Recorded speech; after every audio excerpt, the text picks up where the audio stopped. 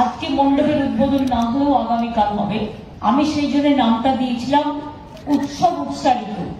কারণ অনেকে বলবে এটা নিয়ে ন্যারেটিভ শুরু করে দেবে, পিতৃপক্ষে মমতা ব্যানার্জি উদ্বোধন করে দিয়ে এলেন, অত বোকা মমতা ব্যানার্জি নয়, এইটুকু অন্তত বোঝে, ধর্ম কর্ম সম্বন্ধে যথেষ্ট জ্ঞান আছে।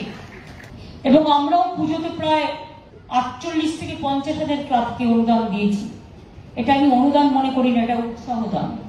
অনেকে বলেন এতে আর কি হবে, আমরা তোমার তো কিছু হবে না, তোমার তো 50 লাখ বাজে। কিন্তু অনেক ক্লাব আছে যাদের কাছে 85,000 টাকার দাম অনেক বেশি, আর বিলটা যখন বিদ্যুতের আসে আরো 75,000 টাকা, সেটা কমে 15,000 হয়ে যায়, কারণ 75% বিদ্যুৎও ফ্রি দেওয়া হয়। ফায়ার ব্রিগেডও টাকা নেয় না, অ্যাডভার্টাইজমেন্টেও টাকা লাগে না, টিএমসি কেও টাকা নিতে হয় না, কর্পোরেশনকেও টাকা নিতে হয় না।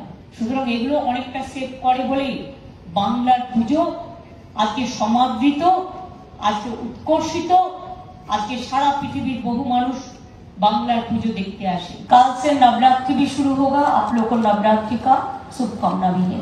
আপনারা জানেন আজকে আমি আসলেও আজকে আমি পুজো মণ্ডপ উদ্বোধন করি না, কারণ আগামী কাল থেকে মাতৃপক্ষ শুরু হবে, মহালয়ার পরে সে কাজটা আমি করি।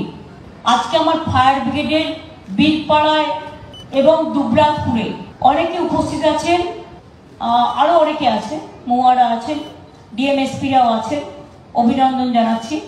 আর যে বাইকগুলো তৈরি করা হয়েছে এই কারণে ফায়ার ব্রিগেডের, অনেক গলি ঘিঞ্জিতে যখন আগুন লাগে, খুব কনজেস্টেড এরিয়া, দমকল ঢোকার যেখানে রাস্তা নেই, কোটি কোটি বাড়ি আছে এরকম, সেই জায়গাটায় যাতে ফায়ার ব্রিগেডের গাড়ি ঢুকতে পারে সেই জন্যই এই সিস্টেমটা করা হয়েছে।